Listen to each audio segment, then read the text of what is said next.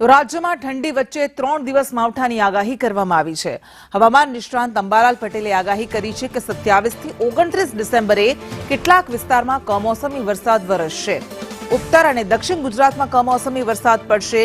કમોસમી વરસાદથી કેટલાક પાકોમાં નુકસાનની ભીતિ સેવાઈ રહી છે। ડીંગણ, દિવેલા જેવા પાકોમાં નુકસાન થવાની શક્યતા છે। તો આ 3 દિવસ 27 થી 29 ડિસેમ્બર દરમિયાન રાજ્યના કેટલાક વિસ્તારોમાં હવામાન નિષ્ણાંત અંબાલાલ પટેલે માવઠાની આગાહી કરી છે, જેના કારણે ખેડૂતો અત્યારથી ચિંતામાં મુકાઈ ગયા છે, કારણ કે કેટલાક પાકોને નુકસાન જશે તેવી શક્યતા છે। ઉત્તર ગુજરાત, મધ્ય ગુજરાત અને દક્ષિણ ગુજરાતમાં માવઠાની આગાહી કરવામાં આવી છે, જેના કારણે કેટલાક પાક અને શાકભાજીમાં નુકસાનની સંભાવના છે। રીંગણ, દિવેલા, રાય જેવા પાકોમાં નુકસાન થવાની શક્યતા સેવાઈ રહી છે।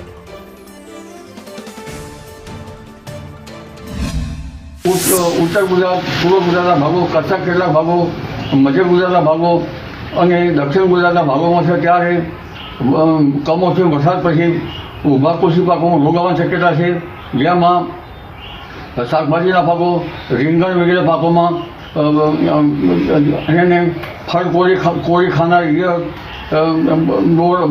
બોરડ હેલોફિસ આવવાની શક્યતા રહેશે। દિવેલામાં પણ હેલોફિસ નામની ઈયળો પડવાની શક્યતા રહેશે।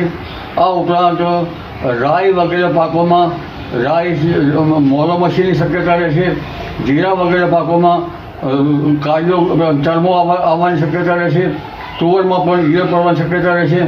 એટલે આ બધી બાબતો જોતાં હવે ટામેટો, રીંગણ, અન્ય કોબીજ, અન્ય શાકભાજી તેમજ તુવર વગેરે પાકમાં પાક સંરક્ષણના પગલાં લેવા યોગ્ય રહેશે।